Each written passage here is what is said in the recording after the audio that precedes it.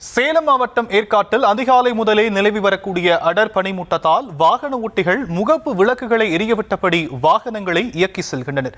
இது பற்றிய விவரங்களை நம்முடைய செய்தியாளர் மணிச்செல்வம் வழங்க நாம் கேட்கலாம். மணிசெல்வம், மேலும் விவரங்கள். வணக்கம் சாம். நிச்சயமாக சேலம் மாவட்டம் ஏற்காட்டில் கடந்த சில நாட்களாகவே அவ்வப்போது சாரல் மழையும் கடும் பனிமூட்டமும் நிலவி வருகிறது. இந்த நிலையில் நேற்று இரவு முதல் இன்று காலை வரை கடும் பனிமூட்டமுடன் சாரல் மழையும் இருந்து வருவதால் பொதுமக்கள் இயல்பு வாழ்க்கை வெகுவாக பாதிக்கப்பட்டுள்ளது. மேலும் சாலையில் நடந்து செல்பவர்கள் கூட தெரியாத அளவிற்கு கடும் பனிமூட்ட நிலை வருகிறது. வாகன ஓட்டிகள் முகப்பு விளக்குகளை எரியவிட்ட வண்ணம் செல்கின்றனர். வாகன ஓட்டிகள் மிகவும் சிரமத்துடனே ஊர்ந்து செல்ல வேண்டிய சூழல் ஏற்பட்டு வருகிறது.